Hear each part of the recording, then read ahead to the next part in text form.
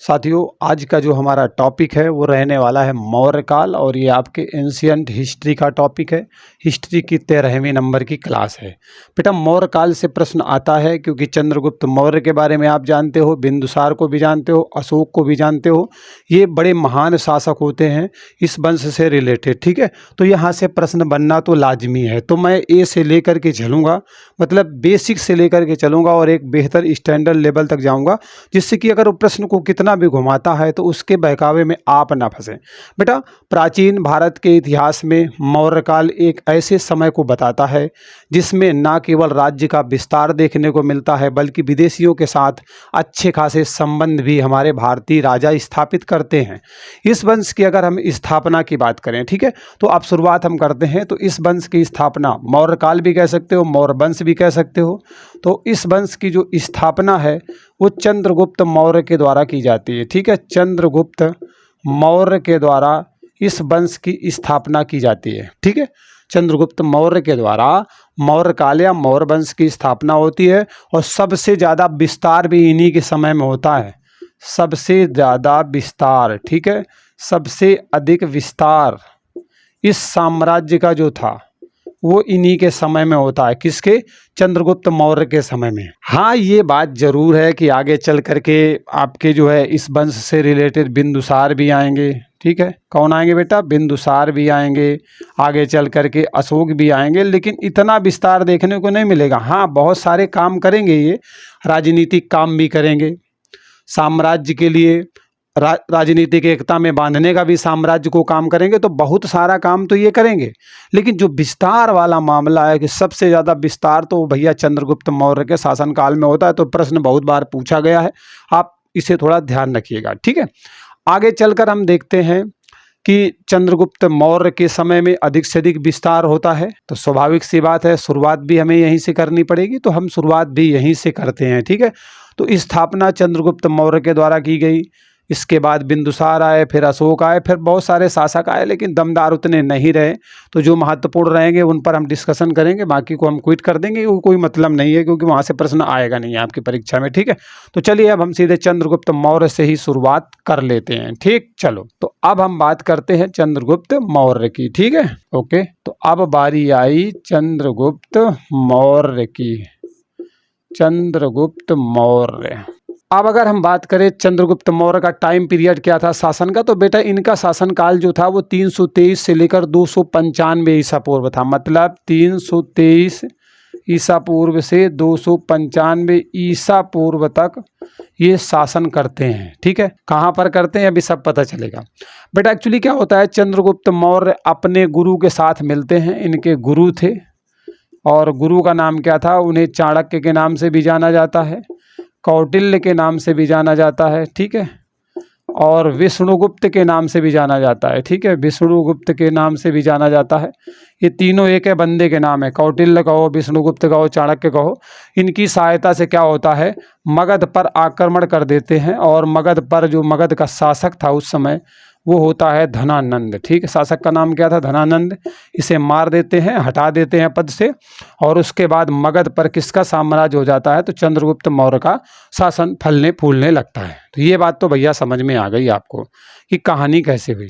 अब चंद्रगुप्त मौर्य कौन था, किस वंश से उसका संबंध था, आज भी विद्वानों में मतभेद का कारण बना हुआ है। अभी फुल एंड फाइनल स्पष्ट नहीं हुआ। अगर हम ब्राह्मण गुप्त नहीं, ब्राह्मण ग्रंथ में चलेंगे। ठीक है, अगर हम ब्राह्मण ग्रंथ में जाएंगे तो चंद्रगुप्त मौर्य को शूद्र कहा गया है। ठीक है, मतलब चंद्रगुप्त मौर्य के बारे में जानते हैं। अगर हम ब्राह्मण ग्रंथ की बात करेंगे, ब्राह्मण ग्रंथ की, ठीक है, तो ब्राह्मण ग्रंथ में चंद्रगुप्त मौर्य को क्या बोला गया बेटा? तो यहाँ पर इनको शूद्र बोला गया है। बोले शूद्र जो है कुल से इनका संबंध था, ऐसा जो है ब्राह्मण ग्रंथ में बताया गया। मुद्रा राक्षस में चंद्रगुप्त मौर्य को वृषल या कुलहीन बताया गया, या इस प्रकार के शब्दों का प्रयोग किया गया है। अगर मुद्रा राक्षस की बात करें, ठीक है, मुद्रा राक्षस में जो है चंद्रगुप्त मौर्य को वृषल भी बोला गया है या कुलहीन बोला गया है। ठीक है, इस प्रकार के शब्दों का प्रयोग किया गया है मुद्रा राक्षस में चंद्रगुप्त मौर्य के लिए। ठीक है, अगर हम आर के मुखर्जी की बात करें, आर के मुखर्जी है, ठीक है, आर के मुखर्जी के अनुसार चंद्रगुप्त मौर्य क्षत्रिय कुल से संबंध रखते थे। अगर आर के मुखर्जी की हम बात करेंगे तो इनका कहना है कि जिस तरीके से वीरता से लड़े थे वो एक क्षत्रिय ही लड़ सकता है, तो ये आपके जो है क्षत्रिय वंश से संबंधित है। तो अब भैया कहानी खुद ही आपके दिमाग में घूम गई होगी कि कोई शूद्र कहता है तो कोई वृषल कुलहीन जैसे शब्दों का प्रयोग करता है, कोई क्षत्रिय कहता है, अब हम क्या माने जब इनमें ही कोई स्पष्ट एक मत नहीं है, खुद ये कन्फ्यूजन में है। मतलब कन्फ्यूजन ही कन्फ्यूजन है, सल्यूशन का पता नहीं, अभी लगे हुए हैं, जब मिल जाएगा तो आपको बता दिया जाएगा। ठीक है, तो अभी तक संदेह की स्थितियां हैं। अर्थशास्त्र से चंद्रगुप्त के क्षत्रिय होने का प्रमाण मिलता है। अगर अर्थशास्त्र में जाओगे ना, अर्थशास्त्र में, किस में जाओगे, अर्थशास्त्र में, तो यहाँ पर जो है इनको क्षत्रिय होने का प्रमाण मिलता है। और अर्थशास्त्र के लेखक तो कौटिल्य चाणक्य जो कि प्रधानमंत्री थे। ठीक है, बौद्ध साहित्य की अगर बात करोगे और महावंश की बात करोगे या फिर दिव्यावदान की बात करोगे, यहाँ पर चंद्रगुप्त मौर्य को क्षत्रिय बताया गया। मतलब अगर बौद्ध ग्रंथों में आप जाओगे और वहाँ पर जानने का प्रयास करोगे किस वंश से संबंधित थे, तो बौद्ध ग्रंथ में महावंश भी आता है और दिव्यावदान भी आता है। इन दोनों में चंद्रगुप्त मौर्य को क्षत्रिय बताया गया है, ध्यान रखिएगा। ठीक है, अब मोर जो है, जो कि आपका राष्ट्रीय पक्षी है वर्तमान में, वो मौर्य साम्राज्य का राज चिन्ह हुआ करता था। ठीक है, तो मोर को तो जानते हो ना, मोर जो कि आपका वर्तमान में राष्ट्रीय पक्षी है, वो उस समय जो है मौर्य काल का राज चिन्ह होता था। ठीक है बेटा, क्या होता था, मौर्य काल का राज चिन्ह हुआ करता था। ठीक है, राज चिन्ह हुआ करता था मौर्य काल का। तो ये मौर्य काल से रिलेटेड कुछ बातें थी। ठीक है, और चंद्रगुप्त मौर्य से भी रिलेटेड बातें थी, लेकिन अभी बहुत कुछ बाकी है मेरे दोस्त। ये ना सोचना खत्म हो गया चंद्रगुप्त मौर्य, अरे भैया बहुत कुछ बाकी है। सर्वप्रथम चंद्रगुप्त मौर्य ने सीधे मगध पर आक्रमण कर दिया, लेकिन उसे सफलता नहीं मिली। अब आप सोचोगे अरे पहली बार गए होंगे और चंद्रगुप्त मौर्य साथ ही में ले लिया होगा चाणक्य जी को और कूटनीति बिठाई होगी और उड़ा दिया होगा सीधे सीधे, तो ऐसा होता नहीं है। मगध में बहुत भारी भरकम सेना थी भाई, धनानंद के पास तगड़ी तंदुरुस्त सेना थी। वो अलग बात था कि वो मस्त मौला था, समझ रहे हो, विलासिता में डूबा रहता था, लेकिन ऐसा नहीं है, सेना तो उसके पास बहुत थी। तो पहली बार जब चंद्रगुप्त मौर्य आक्रमण करते हैं मगध में, तो सफलता नहीं मिलती, हार करके आ जाते हैं। इस सफलता से प्रेरणा लेते हैं, सुधार करते हैं। और मैंने आपको बताया भी था, सिकंदर, वो सिकंदर है ना, तो सिकंदर की युद्ध नीति दुनियादारी से जो है बहुत सारा अपने सैन्य बल को मजबूत करने का प्रयास करते हैं। उसके बाद मगध पर आक्रमण करते हैं और उसके बाद फिर तो पता ही है क्या होता है, केंद्रीय सत्ता को अपने हाथों में ले लेते हैं। अब क्या होता है, जब केंद्रीय सत्ता मगध के हाथ में ले लेते हैं तो 305 ईसा पूर्व की बात है, सेल्यूकस निकेटर को भी परास्त कर देते हैं। ठीक है, सेल्यूकस निकेटर, तो 305 ईसा पूर्व में एक्चुअली होता क्या है, सेल्यूकस निकेटर का नाम आप सुने होंगे। ठीक है, सेल्यूकस निकेटर का नाम सुने होंगे, ये बेटा आपके सिकंदर का राजदूत होता है। ठीक है, तो सेल्यूकस निकेटर इसको हरा देते हैं। कौन हराने का काम करता है, तो बेटा चंद्रगुप्त मौर्य इसे क्या करते हैं, परास्त कर देते हैं, हरा देते हैं। ठीक है, सेल्यूकस निकेटर को 305 ईसा पूर्व में। अब चंद्रगुप्त मौर्य से संधि भी करनी पड़ती है भाई, हार गए हो तो संधि करनी पड़ेगी कि इस एरिया में दिखाई पड़े तो शूट एंड साइट वाला आर्डर है, मार दिए जाओगे। लेकिन होता क्या है, कुछ युद्ध की शर्तें होती हैं, कुछ देना लेना भी पड़ता है। तो सेल्यूकस ने चंद्रगुप्त मौर्य को कंधार, हेरात, काबुल आदि का क्षेत्र दे दिया था।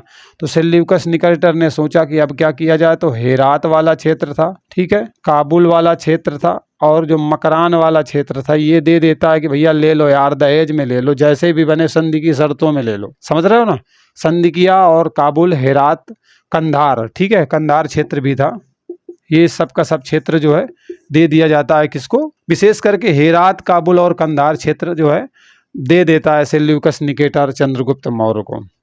और चंद्रगुप्त मौर्य 500 अच्छे खासे हाथी तगड़े तंदुरुस्त रहते हैं, सेक्यूटर निकेटर को दे देते हैं कि लो जाओ बेटा मजा करो, जाके हाथियों के साथ खेलो जा करके, ठीक है, बॉल फेंकना वो भी मारेंगे। ठीक, चंद्रगुप्त मौर्य ने सेल्यूकस निकेटर की पुत्री से शादी भी कर ली, और शादी किया था तभी तो इतना दहेज में मिल गया था, मतलब उनकी पुत्री से शादी भी कर लिया था। ठीक है, पुत्री से शादी भी कर लिया था चंद्रगुप्त मौर्य ने। अब पुत्री का नाम क्या था, कार्नेलिया था क्या, कमेंट करके बताओ। ठीक है, चलो ओके। तो वैवाहिक संबंध स्थापित हो जाते हैं, संधि तो होती है, वैवाहिक संबंध इसलिए ठीक ठाक इन्होंने दिया था दहेज में काफी कुछ। सेल्यूकस निकेटर का राजदूत मेगस्थनीज होता है। अब सेल्यूकस निकेटर की अगर बात करेंगे तो इनका एक राजदूत होता है जो बड़ा चर्चित रहता है हमेशा, उसका क्या नाम था बेटा? मेगास्थनीज था। ठीक है, मेगास्थनीज एक राजदूत होता है और ये राजदूत ना चंद्रगुप्त मौर्य के शासनकाल में भारत आता है। ठीक है, चंद्रगुप्त मौर्य के शासनकाल में भारत आता है। बहुत बार पूछा गया है कि चंद्रगुप्त मौर्य के शासनकाल में कौन राजदूत आया था या मेगास्थनीज किसके शासनकाल में आया था, तो दोनों घुमा घुमा के प्रश्न आएंगे और आप आंसर कर लोगे। ठीक है, इनकी पुस्तक का नाम क्या था मेगास्थनीज की? तो वो बेटा नाम था इंडिका। मेगास्थनीज की जो पुस्तक है उसका नाम क्या था? तो उसका नाम था इंडिका। क्या नाम था बेटा? इंडिका पुस्तक का नाम था, जो कि आपके मेगास्थनीज की पुस्तक थी। यहाँ तक भी अभी कोई मामला फंसने हंसने वाला होगा नहीं, सब समझ में आ रहा होगा। चंद्रगुप्त मौर्य की दक्षिण भारत की विजय के विषय में जानकारी तमिल ग्रंथों से प्राप्त होती है। अगर आप जानना चाहो कि जो चंद्रगुप्त मौर्य था, मैं मौर्य लिख रहा हूँ, ठीक है, चंद्रगुप्त मौर्य लिख ही देता हूँ, यहाँ नहीं आप किसको न घुसा लो यहाँ पे। चंद्रगुप्त मौर्य की अगर दक्षिण विजय की बात करें, इन्होंने जो है दक्षिण क्षेत्र में कहाँ कहाँ विजय प्राप्त की थी, तो इसकी जानकारी तमिल ग्रंथ से प्राप्त होती है। ठीक है, तमिल ग्रंथों से जो है इसकी जानकारी मिलती है कि कहाँ कहाँ हराया था, कहाँ कहाँ कब्जा जमाया था। अशोक के अभिलेखों से भी यह जानकारी प्राप्त होती है। चंद्रगुप्त मौर्य ने पश्चिमी भारत में सौराष्ट्र तक का प्रांत जीत लिया था। अगर पश्चिमी भारत में आप जाना चाहोगे ना, गुजरात वाले क्षेत्र में और इधर, तो यहाँ तक बेटा जो सौराष्ट्र का क्षेत्र था, सौराष्ट्र, यहाँ तक का पूरा कब्जा चंद्रगुप्त मौर्य के शासनकाल में था। समझ लेना, पश्चिमी में सौराष्ट्र तक का क्षेत्र प्रांत जीत लिया था। चंद्रगुप्त मौर्य का साम्राज्य उत्तर में हिमालय तक था। ठीक है, उत्तर में हिमालय तक। और अगर आप सोचे पश्चिम में मामला कहाँ तक जाएगा, हिंदकुश दर्रा तक भी फैला हुआ था। मतलब कह रहा है कि चंद्रगुप्त मौर्य का जो शासन था ना, विस्तार था, तो वो अगर पश्चिम में जाओगे तो सौराष्ट्र तक देखने को मिल जाएगा, और इसके बाद अगर उत्तर में जाओगे तो हिमालय में, हिमालय तक का पूरा क्षेत्र है, हिंदकुश दर्रा वगैरह सब पूरा क्षेत्र यहाँ तक देखने को मिलेगा, इसका क्षेत्र। उस समय चंद्रगुप्त ने मगध साम्राज्य की राजधानी पाटलिपुत्र को बनाया था। तो उस दौरान जब ये जीतते हैं तो चंद्रगुप्त मौर्य कहाँ गायब हो गए कि हाँ, चंद्रगुप्त मौर्य राजधानी कौन सी बनाते हैं, तो बेटा पाटलिपुत्र राजधानी को बनाते हैं। ठीक है, अपने समय में ये पाटलिपुत्र नामक नगर को जो है राजधानी बनाते हैं। और पाटलिपुत्र नगर की स्थापना किसने की थी, पूर्ववर्ती वीडियो में बताया, आप कमेंट करके आप बताओगे। 24 वर्ष शासन करने के बाद इन्होंने संन्यास जीवन को स्वीकार कर लिया और सारा राजपाट बिंदुसार अपने बच्चा को सौंप दिया और मैसूर चले गए। ठीक है, मतलब 24 साल तक इन्होंने शासन किया। जब 24 वर्ष तक इन्होंने शासन कर लिया तो सारा का सारा राजपाट था वो अपने पुत्र बिंदुसार को सौंप दिया। किसको सौंप दिया? बिंदुसार है, बिंबिसार मत ले लेना, बिंबिसार। अच्छा, मैं लिख देता हूँ, एक बेटा शासक आपका बिंबिसार भी है। बिंबिसार आपका हर्यक वंश से संबंधित है। ठीक है, हर्यक वंश से संबंधित है बिंबिसार, हर्यक वंश से। और बिंदुसार आपका मौर्य वंश से है। कंफ्यूज मत कर लेना भाई, भाई बिंदु और बिंबी लगते हैं। ठीक है, इसलिए टिम्बी लगा के नहीं चले जाना, गड़बड़ हो जाएगा, ध्यान से देखना।